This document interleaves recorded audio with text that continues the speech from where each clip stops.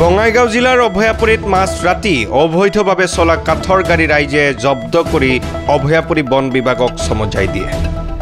কাঠ ভৰ্তি গাড়ীখন গলাপাৰাৰ পৰা গোৱালপাৰাৰ অভিমুখে যাওঁতে ৰাইজে কৰায়ত্ব কৰে। জানিব পৰা মতে তিনিখন কাঠ ভৰ্তি গাড়ী গলাপাৰাৰ পৰা গোৱালপাৰাৰ অভিমুখে যায়।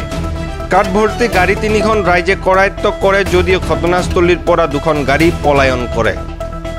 জব্দকৃত কাঠ ভৰ্তি বাহনখনৰ নম্বৰ হৈছে AS19AG1161 আৰু পলায়ত্ব কৰা গাড়ী দুখন হৈছে AS15AC9014 আৰু AS15AC5634।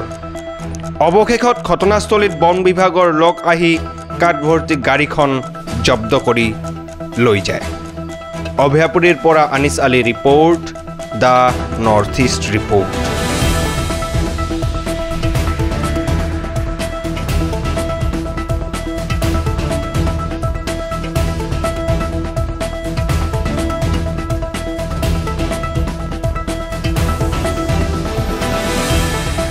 পিছপিনে চাওক তিৰপাল দি ঢাকি থৈছে, কাঠ আছে দামী দামী, টক্টা আছে ইয়াতে। আপুনি ভাল কৰি চাব পাৰে, ঠিক আছে। এইবিলাক চব 2 নম্বৰী হৈ আছে। আমাক চৰকাৰক লাঠি লগাই আছে। এইবিলাক চব টক্টা এইবিলাক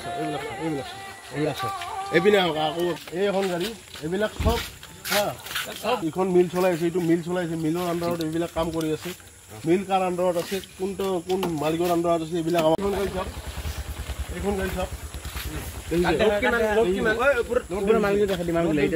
এইবিলাক ৰাতি হয়, এইবিলাক ৰাতি মানুহ হোৱাৰ পাছত এইবিলাক আন্ধাৰত কাম হয়। আপুনি ভালকৈ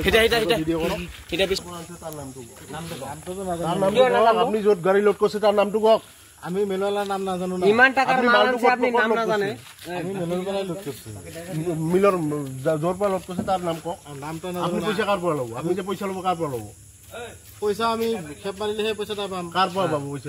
আমি গাড়ী মালিকৰ পৰা পাম। গাড়ী মালিকৰ নম্বৰ দিয়ক। নাম্বাৰ দিয়ক। আপুনি নম্বৰটো কওক। গাড়ী মালিকৰ গাড়ী নম্বৰ দিয়ক। আপুনি নম্বৰটো দিয়ক। দিয়ক নম্বৰ দিয়ক। আপোনাৰ গাড়ী 2 নম্বৰী কাম কৰি আছে, আপুনি জানেন নাই? মই কৈ আছো।